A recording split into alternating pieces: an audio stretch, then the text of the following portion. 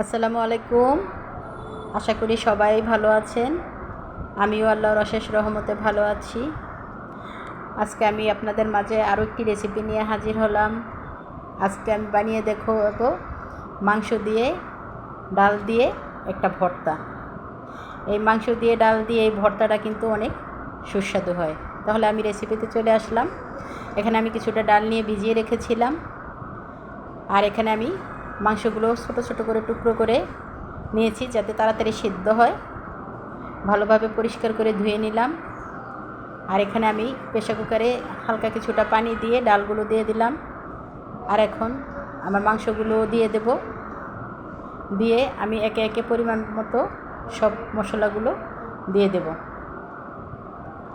এতে এখানে আমি পরিমাণ মতো কিছুটা লবণ দিয়েছি, আর দিয়েছি মরিচের গুঁড়ো, হলুদের গুঁড়ো, ধনিয়া গুঁড়ো, আর দেবো এখানে কিছুটা আদা রসুন, হালকা করে কিছুটা আদা রসুন দিয়েছি। দিয়ে এখন প্রেসার কুকারের মুখটা আটকিয়ে আমি এগুলো সিদ্ধ করে নেব যাতে শুকনো শুকনোভাবে সিদ্ধ হয়। এই তো দেখেন আমার প্রেসার কুকারের মুখটা খুলেছি, এই যে পোড়া পোড়া লেগে গেছে, তার মানে পানি শুকিয়ে গেছে। আর এখানে আমি কিছুটা পেঁয়াজ, রসুন আর শুকনো মরিচ নিয়েছি। কাঁচামরিচ দিইনি, বেশি ঝাল হয়ে যাবে, ঝাল হয়ে গেলে আমার বাচ্চারা খেতে পারবে না। আর এখানে আমি কড়াই বসিয়ে দিলাম, কড়াইতে তেল দিয়ে দিলাম, তেলটা গরম হয়ে আসছে। এখন আমি পেঁয়াজ আগে শুকনো মরিচগুলো ভেজে তুলে নিয়েছি, আর এখানে পেঁয়াজ আর রসুনগুলো দিয়ে ভালোভাবে ভেজে লাল করে নেব। এই তো মরিচগুলো আগে আমি ভেজে নিলাম, আর এখানে আমার এই তো লাল হয়ে গেল। পেঁয়াজ আর রসুনগুলো উঠিয়ে নেব। আর এই তেলেই আমি এখন আমার ওই ডাল আর মাংসটা একটু ভালোভাবে, যেই পানিটা আছে ওই পানিটা ভেজে শুকিয়ে নেব, তাতে ভর্তাটা একটু আঠালো হয়, না হলে এখন একটু লেটকা লেটকা হবে। তার জন্য আমি পানিটা একটু শুকিয়ে আঠালো ভাব করে নিয়েছি। এই তো দেখলেই বোঝা যায় একটুকু পানি নেই। এখন আমি এখানে পাটা নিয়েছি, পাটাটা আমি ভালোভাবে ধুয়ে পরিষ্কার করে নিয়ে নেব।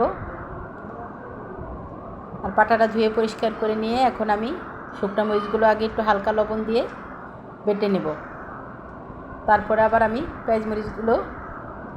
পেঁয়াজ রসুন সব কিছু দিয়ে দিলাম। এখানে কাঁচামরিচটা দিলে একটু ভালো লাগে, কিন্তু বেশি জাল হয়ে যাবে, আমার বাচ্চারা খেতে পারবে না, তার জন্য আমি কাঁচামরিচটা অ্যাড করিনি। শুধু শুকনো মরিচ আর গুঁড়ো মরিচ দিয়েছিলাম, ওই গুঁড়ো মরিচ আর শুকনো মরিচ দিই। আর এই তো এখন আমি আমার মাংস আর ডালগুলো ভালোভাবে বেটে নিচ্ছি। মাংসটা কিন্তু ভালোভাবে সিদ্ধ হয়েছে, একদম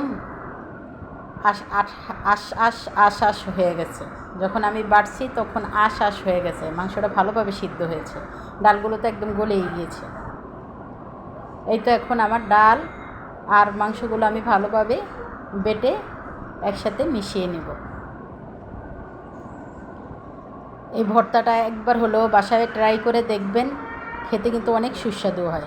আর এই যে দেখেন আমি মেলে মেলে দেখাচ্ছি, মাংস কিন্তু একদমই আনাম নেই, সবগুলো মাংস ভালোভাবে সেদ্ধ হয়েছে, আর বাটতেও আমার সহজ হয়েছে।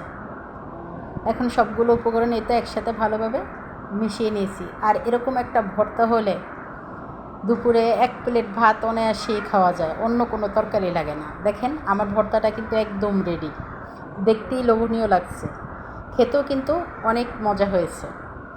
আমি কিন্তু সেদিন এই ভর্তা দিয়ে ভাত খেয়েছি। আমার মতো কে কে এই ভর্তা পাগল